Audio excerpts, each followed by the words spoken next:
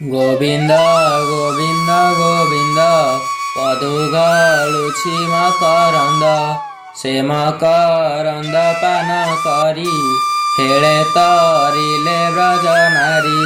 ସେ ବ୍ରଜ ନାରୀଙ୍କ ପୟରେ ମନ ମୋ ଥାଉ ନିରନ୍ତରେ, ମନ ମୋ ନିରନ୍ତରେ ଥାଉ। ହା କୃଷ୍ଣ ବୋଲି ଯିବ ଯାଉ, ହା କୃଷ୍ଣ ବୋଲି ଯାଉ ଯିବ, ମତେ ଉଦ୍ଧର ରାଧାଧବ। ଶ୍ରୀମଦ୍ ଭାଗବତ ଗୀତା ଏକାଦଶ ସ୍କନ୍ଧ ଷୋଡ଼ବିଂଶ ଅଧ୍ୟାୟ। ଶ୍ରୀ ଭଗବାନ ଉବାଚ କୃଷ୍ଣ ବୋଲନ୍ତି ବୀର ଶୁଣ, କହିବା ତ୍ରିଗୁଣ ଲକ୍ଷଣ। ଗୁପତ ତ୍ୟାଗ ଦମ ସତ୍ୟ ସନ୍ତୋଷ ଦୟା କ୍ଷମ। ଯେ ଲଜ୍ଜା ତୃଣା ଶ୍ରଦ୍ଧା ଧୃତି, ସୁସ୍ଥିର ମତି ତତ୍ତ୍ୱେ ସ୍ଥିତି। ଏ ସର୍ବଭାବେ ତତ୍ତ୍ୱଗୁଣ, ସୁସଂଖ୍ୟା ଯୋଗ ପରିମାଣ। ଏବେ ହୋ ସ୍ଥିର ମନେ ଶୁଣ, ରଜଗୁଣର ଯେ ଲକ୍ଷଣ।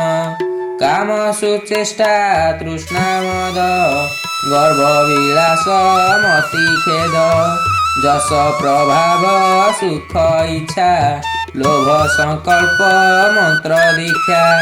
ସୁବଳ ବଳ ହାସ୍ୟ ପର, ଯେ ପରାପର ଅହଙ୍କାର। ଏତେ ପ୍ରକାରେ ରଜଗୁଣେ, ଶୁଣ ହୋ ତମର ଲକ୍ଷଣେ। ବିଷାଦ କ୍ରୋଧ ଲୋଭ ହିଂସା, ଅସତ୍ୟ ଦମ୍ଭ ମିଥ୍ୟା ଭାଷା। କନ୍ଦଳ ଶୋକ ଅଭିମାନ, ବିଳାସ ଅଳସ ଶୟନ। ଏତେ ଗୁଣରେ ତମ ଜାଣି, ଏବେ ହୋ ଶୁଣ ପରିମାଣି। ଯାହାର ଚିତ୍ତ ଧର୍ମ କର୍ମେ, ଦୃଢ଼େ ଭ୍ରମଇ ଗୃହା ଶର୍ମେ।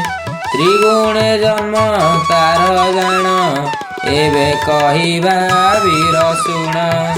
ଯାହାର ସମ ଦମ ଦୟା, ସୁଶାନ୍ତି ଅନ୍ତରେ ନିର୍ମାୟା। ସେ ତତ୍ତ୍ୱ ବୋଲି ଜାଣ, ବୁଝିବ ଏତେ ଅନୁମାନ। ଦମ୍ଭ ମସ୍ତର କ୍ରୋଧ ଯାର, ସେ ପ୍ରାଣୀ ତମେ ଦୁରାଚାର। ଯେ ସର୍ବଧର୍ମ ପରିହରେ, ମୋ ଭାବେ ଶ୍ରଦ୍ଧା ଭକ୍ତି ଭରେ। ସେ ସର୍ବଧର୍ମ ଭାବେ ନିର, ଏ ତତ୍ତ୍ୱ ଜାଣିବ ପ୍ରତ୍ୟର। ଏଣୁ ସାତ୍ୱିକ ଯେତେ ପ୍ରାଣୀ, ସ୍ୱଭାବେ ରଜ ତମ ଜିଣି। ନିର୍ମଳ ସତ୍ୱ ଗୁଣ ଯେବେ, ସକଳ ସିଦ୍ଧି ଲଭେ ତେବେ। ଏ ତିନି ପୁର ଦୁଦ ଦେଶେ, ସୁଖେ ସାତ୍ୱିକ ପ୍ରାଣୀ ବସେ। ତାମସ ଗୁଣୀ ଅଧୋଗତି, ସେ ପ୍ରାଣୀ ନରକେ ପଡ଼ନ୍ତି। ଯେ ପ୍ରାଣୀ ରଜ ଗୁଣ ଯୁତ, ସେ ମଧ୍ୟ ଲୋକେ ଗତାଗତ। ଭୁଞ୍ଜଇ ସୁଖ ସୁଖ କରି, ସମ୍ପଦ ବିପଦେ ବିହରି। ସାତ୍ୱିକ ପ୍ରାଣୀ ଯେବେ ମରେ, ସ୍ୱର୍ଗେ ସମ୍ପଦ ଭୋଗ କରେ। ଯେବେ ମରଇ ରଜଗୁଣୀ, ଏ ନର ଲୋକେ ତା ଭ୍ରମଣୀ। ଯେ ପ୍ରାଣୀ ତମ ଗୁଣେ ମରେ, ମହାନରକେ ସେ ସଞ୍ଚରେ। ମୋହି ନିର୍ଗୁଣ ନିରାକାର, ଆତ୍ମାରେ ଆପଣେ ସଂସାର। ଜଗତେ ଯେ କର୍ମ କରନ୍ତି, ସେ ଫଳ ମତେ ସମର୍ପନ୍ତି।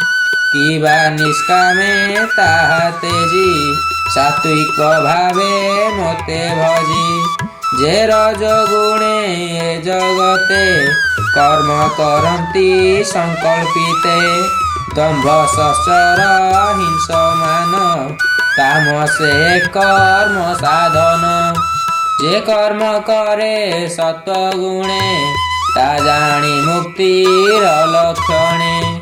ବିକଳ୍ପ କଳ୍ପିତ କାରଣ, ଧର୍ମ ସାଧନେ ରଜଗୁଣ। प्रकृति भावे तम गुण अज्ञान संसार कारण मोते समर्पे कर्म ज्ञान निर्गुण लक्षण भजन सात्विक फल वनवास ग्रामे कर्म साधे राजस मदिरा पाने गोष्ठी मेली द्युत घटाक पास खेली तामस गुण फल एते ग्राम अरण्य मध्य गते मोर मंदिर पुर कर्म सात्विक धने करे धर्म मो कथा श्रवण कीर्तन ताकू न बाधे तीनि गुण सात्विक कर्ता कर्म भाग जे मते करे फल त्याग राजस कर्ता कर्म भागी सकामे भोगे अनुरागी स्वभावे कर्म गुणतम अति अज्ञान मति भ्रम सात्विके पवित्र आहार भुंजई नित्य निर्विकार इंद्रिय तृष्टि हेतु रस अपथ्य भुंजई राजस सकल गुणे हीन होई दुखे दुरित थाए जही जे सर्व भावे भक्ति साधे संसार ताहा कुन बाधे दुर्गंधहीन आचरण तामस भोजन लक्षण जे शुद्ध देश काले कर्म त्रिगुण स्वभाव धर्म जे किछि देखी शुणी कर्णे जे अवस्थापी अनुमाने